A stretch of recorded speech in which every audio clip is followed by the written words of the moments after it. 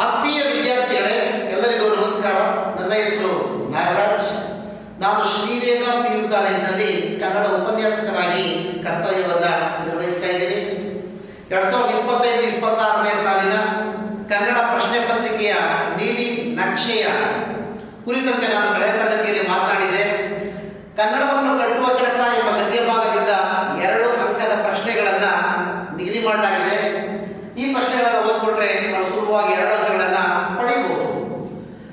ಲೇಖಕರಲ್ಲಿ ಕನ್ನಡ ಪ್ರೀತಿ ಸ್ಫುರಿಸಿದ್ದು ಹೇಗೆ? ಲೇಖಕರಲ್ಲಿ ಮಾಸ್ತಿ, ಕುವೆಂಪು, ಟಿ.ಶ್ರೀ ಅವರ ಪದ್ಯಗಳನ್ನು ಪಠ್ಯ ಪುಸ್ತಕಗಳಲ್ಲಿ ಓದಿದಾಗ ಕನ್ನಡದ ಪ್ರೀತಿ ಸ್ಫುರಿಸಿತು. ಕರ್ನಾಟಕದಲ್ಲಿ ಕನ್ನಡಕ್ಕೆ ಯಾವ ಸ್ಥಾನವಿರಬೇಕೆಂದು ಆಹ್ವಾನ ಅಪೇಕ್ಷಿಸಿದ್ದಾರೆ. ಯಾವ